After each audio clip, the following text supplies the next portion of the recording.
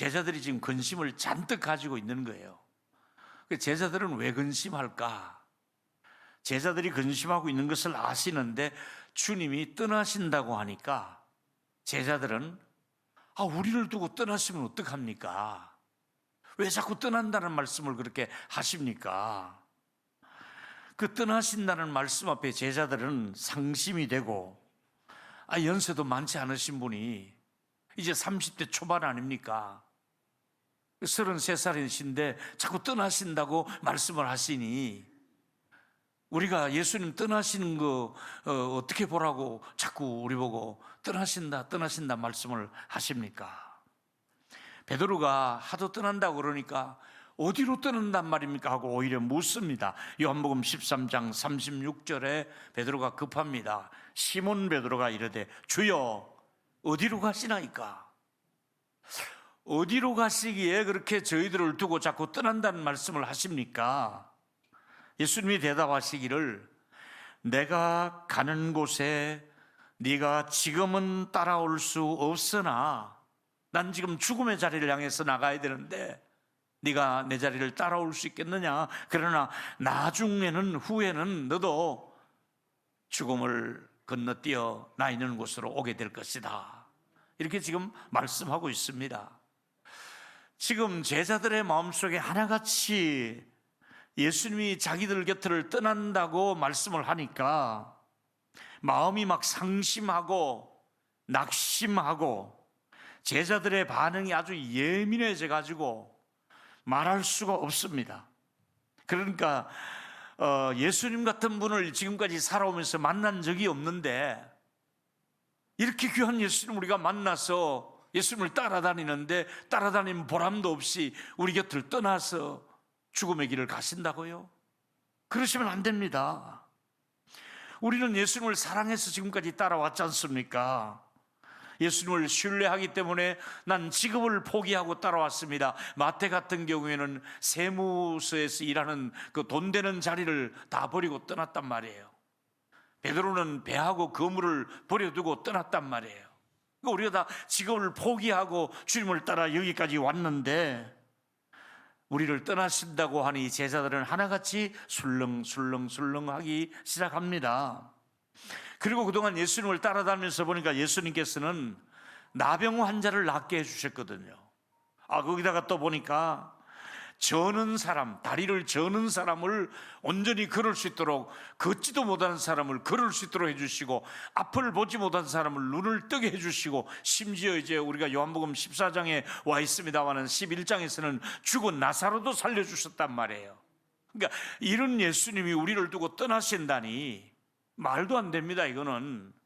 그러면서 갑자기 자기 곁을 떠난다고 하니까 제자들의 마음이 불안하기 시작하고 우리끼리 어떻게 뭘 하라고 그러십니까? 이러면서 예수님 곁에서 안절부절 하는데 제자들의 생각 속에는 주님이 왕이 되셔서 로마의 압제로부터 우리를 좀 벗어나게 해주시고 이 백성을 좀 배불리 먹이시고 잘 살게 해주시면 좋겠고 거기에 우리가 한몫해서 우리도 예수님 곁에서 한 자리씩 차지하고 그래서 예수님 따라다니는 보람이 있도록 우리가 좀 더 남은 날을 예수님 때문에 득점 보고 잘 지낼 줄 알았는데 떠나신다고 하니까 이거 말도 안 되는 얘기 아닙니까? 왜 이러십니까 주님?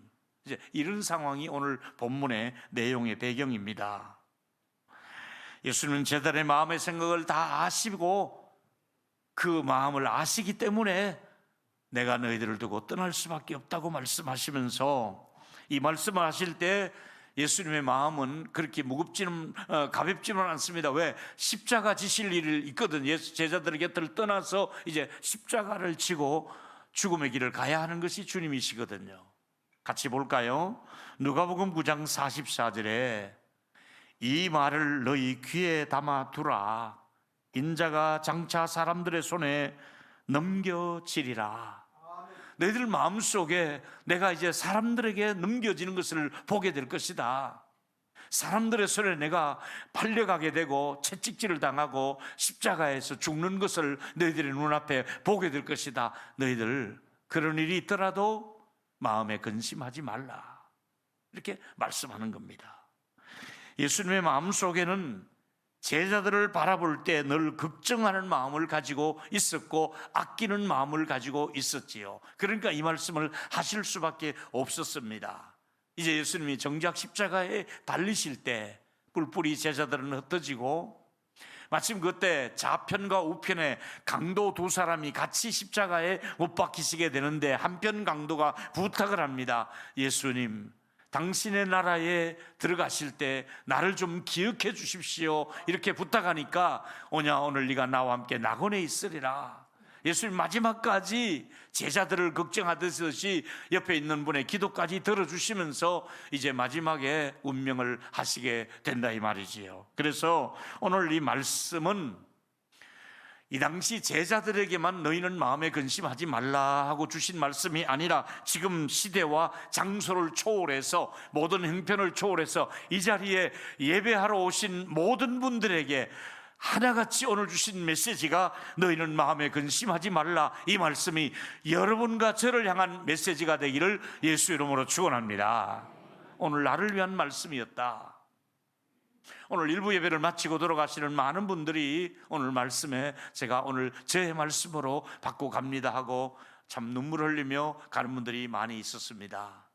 제가 오늘 여러분과 함께 나누고 싶은 말씀 몇 가지 중에 첫 번째는, 세상의 모든 사람에게 필요한 것이 마음의 평안인데 정작 평안함이 없는 시대를 살잖아요. 세상의 모든 나라와 모든 백성은 평안함을 원하는데, 여러분도 평안함을 원하잖아요. 그런데 실제로 우리가 마음이 평안하냐? 그렇지 않고 평안하지 못한 일들이 많이 있습니다. 그 중에서 가장 평안의 강적이 뭔 줄 아십니까? 무엇이 여러분의 평안을 깨트려버린 줄 아십니까? 죽음이라고 하는 두려움이 있습니다. 죽음 앞에는 아무리 믿음 좋은 사람이라 할지라도, 믿음 좋은 부모님과 믿음 좋은 자녀라 할지라도 죽음의 문턱 앞에 가면 뭔가 두려움이 올 수가 있습니다. 성경은 이렇게 말했습니다. 사무엘하 14장 14절에 보니까 우리는 필경 죽으리니, 반드시 우리는 죽음의 강을 건너야 됩니다. 이제 죽습니다. 근데 그 다음 말이 중요합니다.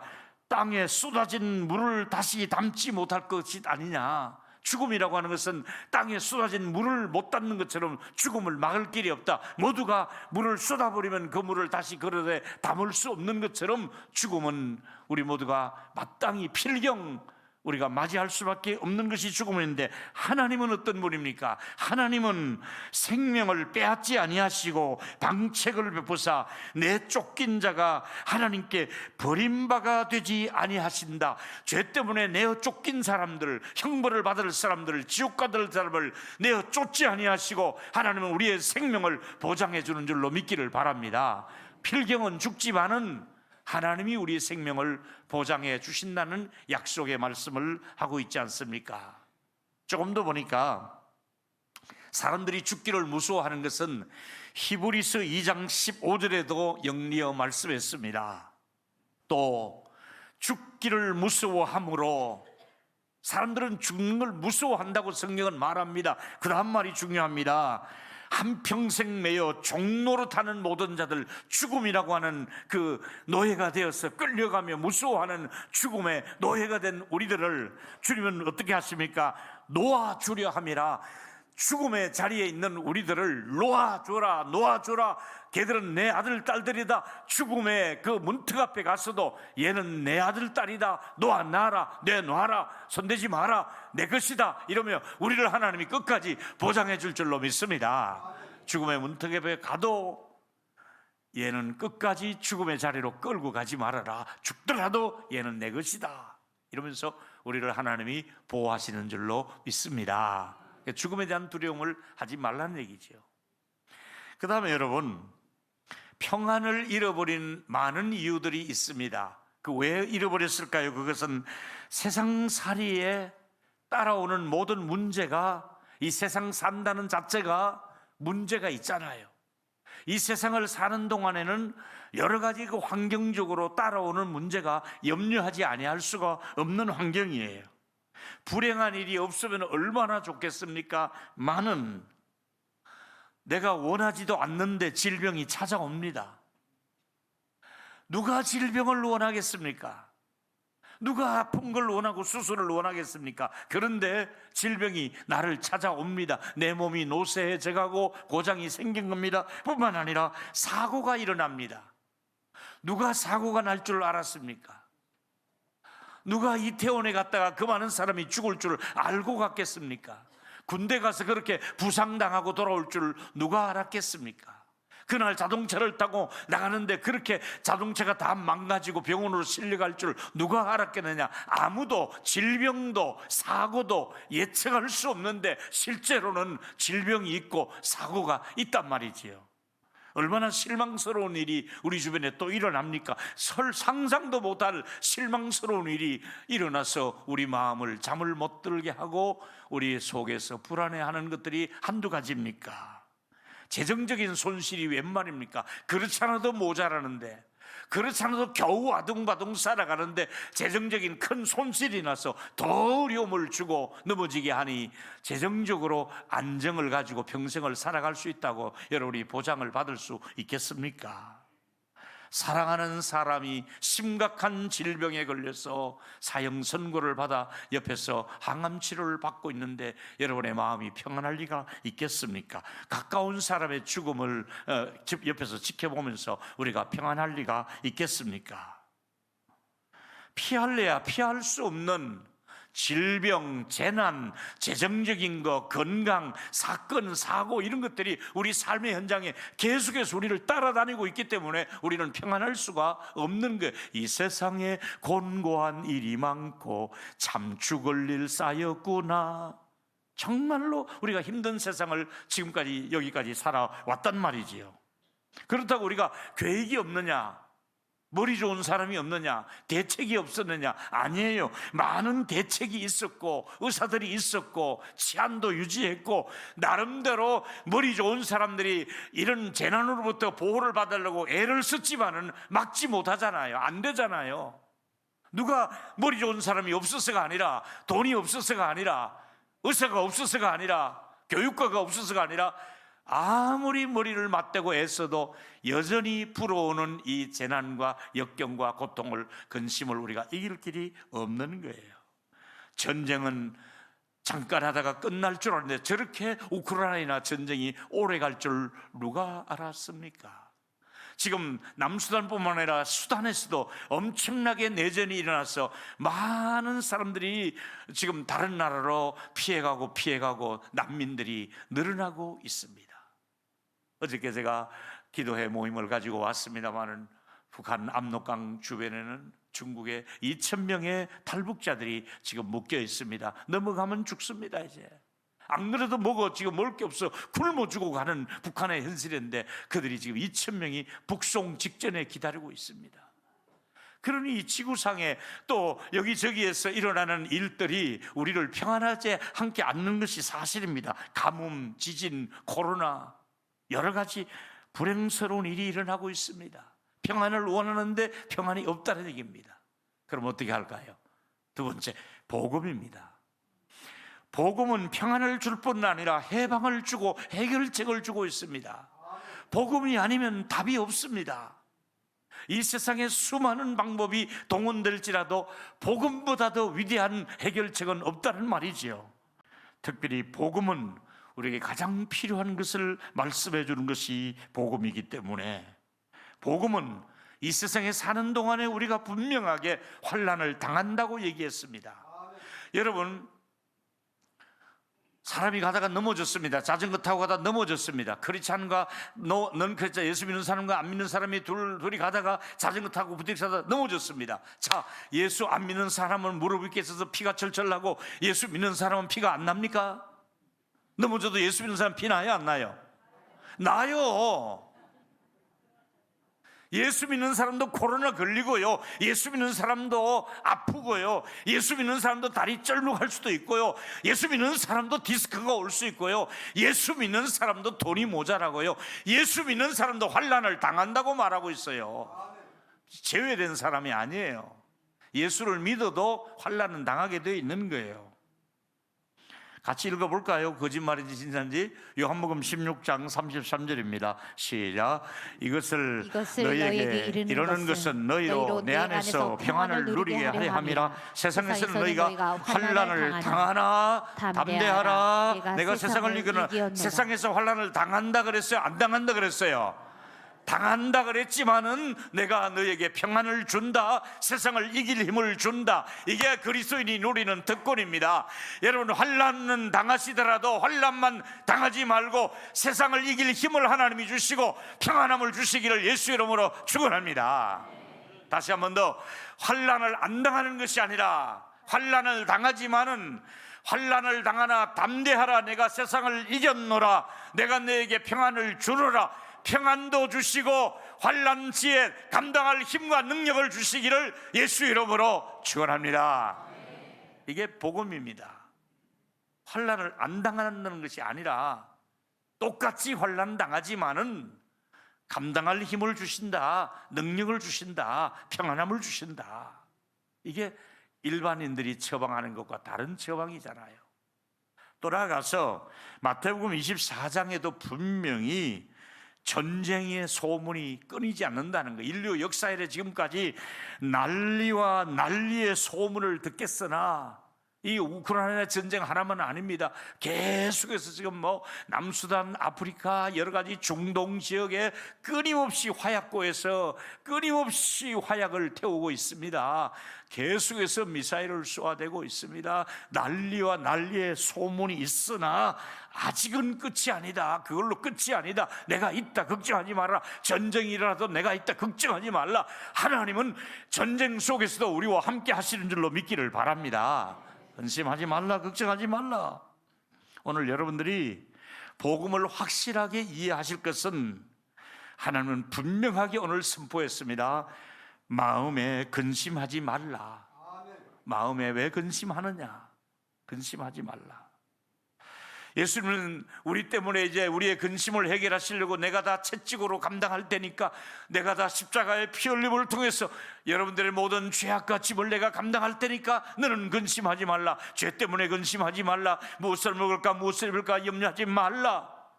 두려워하지 말라. 내가 너와 함께 함이라 하시면서 내가 감당할 테니까 근심하지 말라고 말씀하시면서 내가 완전한 곳으로 여러분을 데리러 갈 것이다.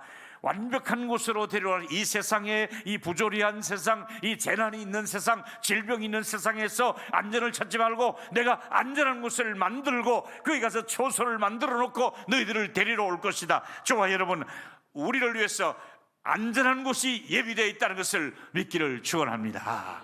완전히 하나님이 그걸 준비하려고 예수님 내가 떠난다 말씀하고 있습니다. 오늘 말씀의 핵심은 네가 너의 문제를 안고 끌어안고 고민하지 말라. 네가 끌어안고 고민한다고 네가 해결할 수 있느냐? 네가 네 자녀들의 문제를 끝까지 해결할 수 있느냐? 너 어디까지 자녀를, 지금은 어리니까 따라다니며 이거 해라 저거 해라 공부해라 학원 보내라 하지만 언제까지 너의 자녀를 네가 할 수 있느냐? 못하잖아요. 군대 가는데 방도가 따라갈 거예요? 못하잖아요. 취직하면 회사 앞에 따라갈 거예요? 결혼해 살면 며느리하고 그 틈새 가서 살 거예요? 이제 우리는 다 이제 내보내야 되잖아요. 내가 끌어안고 있던 자녀들을 내보내야 되잖아요. 걱정하지 말고 내보내셔야 되잖아요. 그것처럼 여러분의 모든 문제를 여러분이 끌어안고 있으면 해결이 안 되잖아요. 해결할 능력도 없으면서 왜 끌어안고 고민하고 걱정하는 거예요?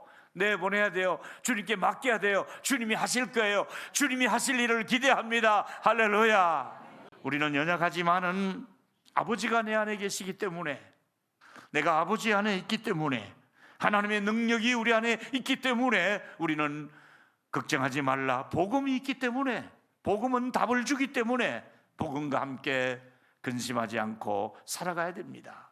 세 번째 얘기는 중요한 오늘 말씀에 여기 있죠. 너희는 마음에 근심하지 말라. 하나님을 믿으리 또 나를 믿어라 하신 이 하나님은 어떤 분이십니까? 구약에 약속하신 하나님, 언약을 성취하시는 하나님.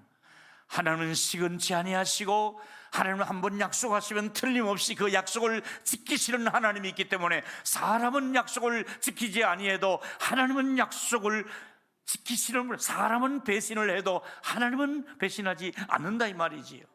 같이 볼까요?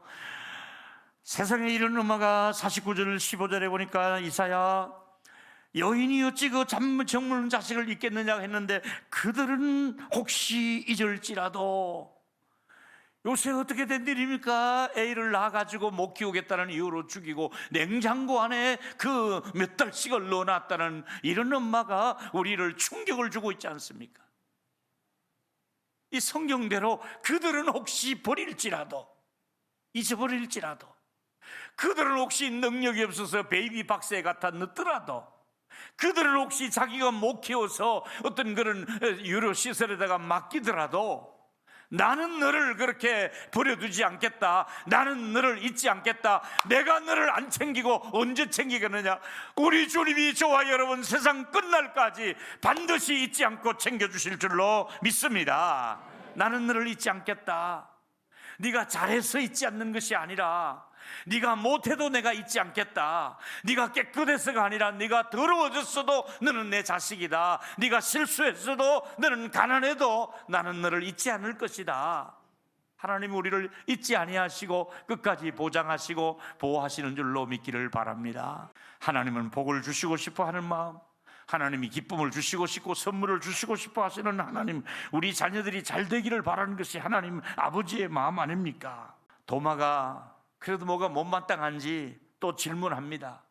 도대체 자꾸 가신다는데 어디를 가십니까? 베드로가 묻더니 이번은 도마가 또 가만 안 있습니다. 14장 5절과 6절에 도마가 이르되 주여 주께서 어디로 가시는지 우리가 알지 못하기를 그 길을 우리가 어떻게 알겠습니까? 도마가 또 그냥 딴지를 걸었습니다. 왜 이러십니까? 어디를 가려고 그럽니까? 얘기하니까 그 도마의 대답에 질문한 것이 바로 6절입니다. 내가 길이다, 내가 진리다, 내가 생명이다. 하나님께서 내가 너를 생명을 책임진다. 내가 너의 길을 열 것이다. 내가 너에게 영원히 하나님의 나라로 인도할 것이다. 내가 아니면 아버지께로 너희들을 데려갈 사람이 없다. 우리 예수님께서 부족하지만 우리 모두를 아버지의 나라로 데려가는 줄로 믿기를 바랍니다. 그래서 우리가 예수 믿는 거예요. 이 예수를 믿는 이유가 바로 이 14절에 6절에 진리요 길이요 생명이기 때문에 내 생명을 나에게 길을 여실 분은 주님밖에 없다 이거지요. 우리에게 큰 믿음을 가지라고, 그리고 기도의 응답까지 약속하는 거예요. 내가 떠나더라도, 내가 안 보이더라도 내 이름으로 기도해라. 내가 다 이루어질게. 아주 귀한 말씀으로 14장 12절과 14절에 말씀하고 있습니다. 내가 시작. 내가 진실로 너에게 이르노니 나를 믿는 자는 내가 하는 일을 그도 할 것이요 또한 그보다 큰 일을 하리니 이는 내가 아버지께로 감이라. 너희가 내 이름으로 무엇을 구하든지 내가 시행하리니 이는 아버지로 하여금 아들로 말미암아 영광을 받으시게 하려 함이라. 내 이름으로 무엇을 구하든지 내가 구하면 시행하리라. 내게 구하면 시행하리라. 여러분이 평소에 기도했던 것을 시행하는 놀라운 역사가, 결제가 떨어지는 역사가 있기를 축원합니다. 기도한 것이 이루어지더라 이 말이지요. 내가 없더라도, 내가 안 보이더라도 내 이름으로 기도하라. 그러면 너에게 이루어질 것이다. 이렇게 하나님이 점점 더 떠나시면서 당부의 말씀을 하신 말씀이 기도하라고 내가 응답을 주겠다고 약속을 했습니다. 이 친구들이, 제자들이 자꾸 버림을 받는다는 생각하니까 너희들이 고아가 아니라는 것을 잊지 말라. 14장 18절에 말씀하고 있습니다. 하나님의 아들 딸들입니다. 보호를 받고 있습니다. 할렐루야. 우리가 고아가 아닌 것입니다. 여러분, 예수님이 오시면서 그 다음에 마지막 하나 더 말씀하는데 아주 중요한 말입니다. 떠나시면서 마지막으로 하는 말씀이 또 뭐냐면 보혜사 성령을 보내주겠다는 말씀을 합니다. 보혜사 성령이 너희와 함께 하는 것을 잊지 말라. 우리 교회 성령이 함께 하시고, 여러분의 자녀들에게 성령이 함께 하시고, 우리 여름 수련회 성령이 함께 하시면서 우리 곁에 계시는 줄로 믿기를 바랍니다. 결론은 오늘 주님이 평안함을 주시고 안식을 주시고 쉼을 주시고 여러분의 근심 걱정을 받아주시는 날이 될 줄로 믿습니다. 우리 모두의 불행의 원인을 완전히 해결해 주신 분이 예수님이십니다. 뿐만 아니라 행복을 가로막는 모든 장벽을 전부 다 무너뜨려 주신 예수님, 우리를 고아처럼 버려두지 않겠다고 약속하신 우리 예수님, 보혜사 성령을 보내주셨다고 말씀하셨사오니 오늘 주 안에서 주님이 주시는 위로가 넘쳐나는 또 한 주간이 되기를 축복합니다.